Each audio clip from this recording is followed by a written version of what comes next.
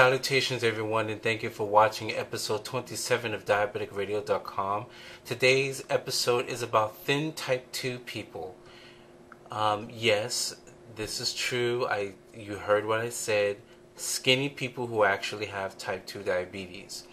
You know, there's a worldwide misconception that the only people that have type 2 diabetes or that will get type 2 diabetes are people who are really large and overweight, and people who don't exercise, and this is just not true.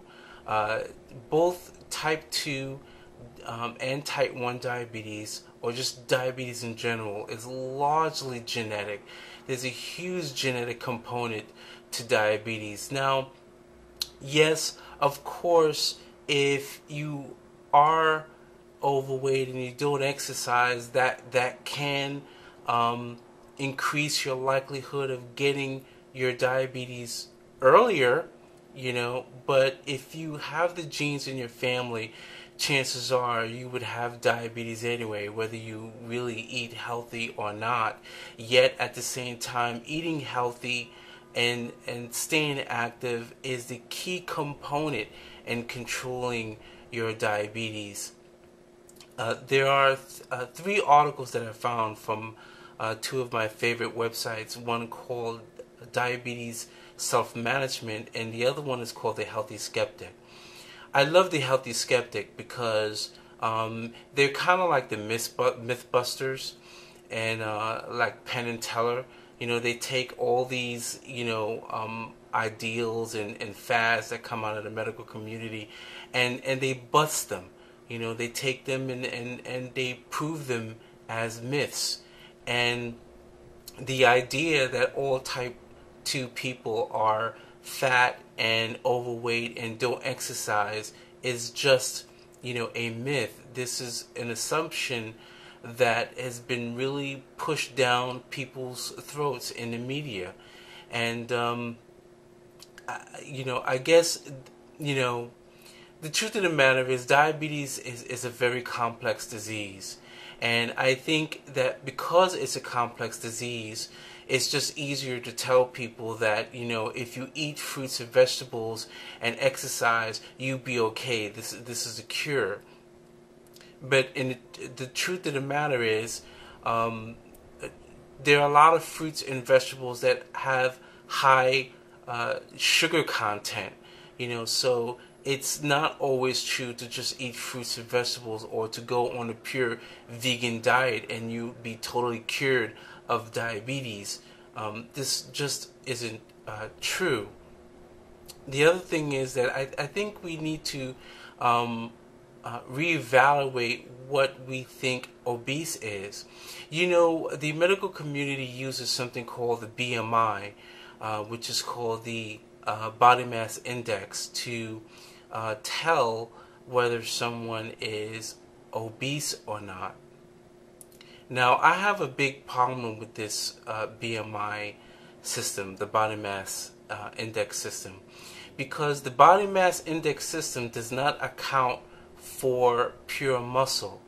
So, to give you an example of this, let's look at someone famous that we all know, such as Shaquille O'Neal. Now, the body mass index says that anybody between 18 and 24 is considered a normal. You have a normal weight, a normal body mass index. Someone between 25 and 30 is overweight, and anything over 30 is considered obese.